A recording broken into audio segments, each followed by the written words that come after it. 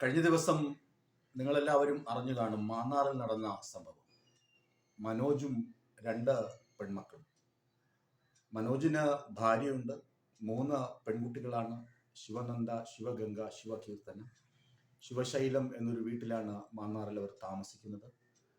അത്യാവശ്യം പ്രശ്നങ്ങളൊന്നുമില്ലാതെ നല്ല കുടുംബജീവിതം നയിച്ചു പോകുന്നു. പെട്ടെന്ന് ഒരു സുപ്രഭാതത്തിൽ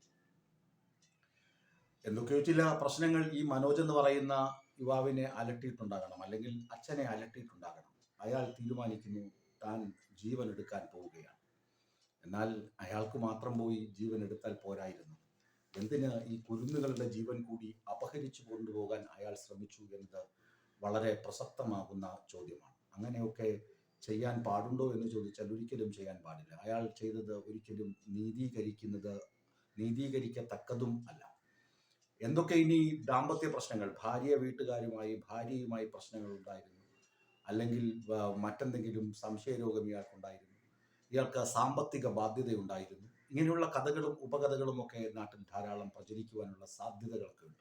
പ്രത്യേകിച്ച് ഇങ്ങനെ ഒരു മരണമാകുമ്പോൾ ധാരാളം കഥകൾ പ്രചരിക്കാം.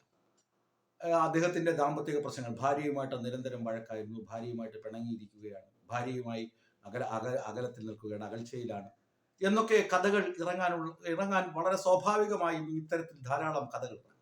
പക്ഷെ ആ കഥകൾക്കപ്പുറം ഇവരുടെ ജീവിതം അതൊരു വന്യമായ സത്യം തന്നെയാണ്. അവരുടെ ജീവിതം എന്ന് പറയുന്നത്, ഇയാൾ ചെയ്തത്, ആ കുഞ്ഞുങ്ങൾ, മൂത്ത മകൾ 6ാം ക്ലാസ്സിൽ പഠിക്കുകയാണ്, 12 വയസ്സ്. ഇളയ മകൾക്ക് 7 വയസ്സ്, 2ാം ക്ലാസ്സിൽ പഠിക്കുകയാണ്. മറ്റേ 3ാമത്തെ കുട്ടിക്ക് 1.5 വയസ്സ് അമ്മയ്ക്കൊപ്പമാണ്.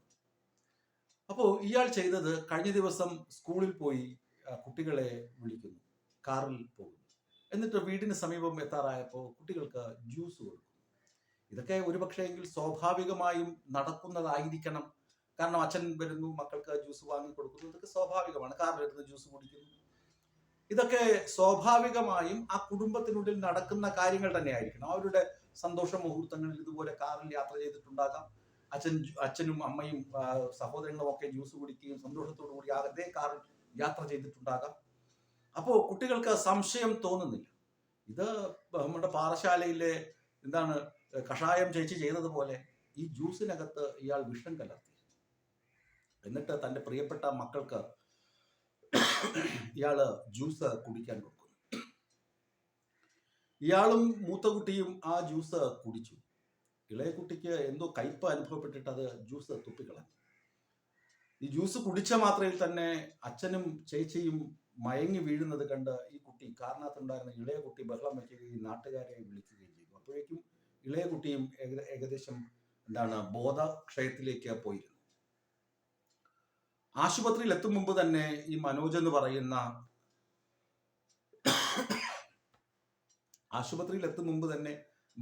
പറയുന്ന അയാൾ മരിച്ചു. മൂത്ത മകൾ രാത്രി 10 മണിയോടുകൂടി മരണത്തിന് കീഴടങ്ങി. 2ാമത്തെ മകൾ ഇപ്പോഴും അതീവ ഗുരുതരാവസ്ഥയിൽ പരുമലയിലെ ആശുപത്രിയിൽ തുടരുകയാണ്. ഞാൻ പറയുന്നത്, ഇത് എന്ത് ന്യായീകരണം അർഹിക്കുന്ന ജീവിത അവസാനമാണ്.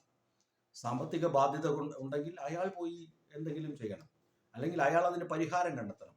ധാരാളം മാർഗങ്ങളുണ്ട്. സാമ്പത്തിക പ്രതിസന്ധി ഉണ്ടെങ്കിൽ കോടതിയെ സമീപിക്കാം, അല്ലെങ്കിൽ പോലീസ് സ്റ്റേഷനിൽ ഒരു കേസ് ഫയൽ ചെയ്യാം, അല്ലെങ്കിൽ നിരവധി രാഷ്ട്രീയ സംഘടനകളുണ്ട്, അവരോട് പരാതി ബോധിപ്പിച്ചിട്ട് ബാങ്കിൽ എന്തെങ്കിലും നടപടി സ്വീകരിക്കാം.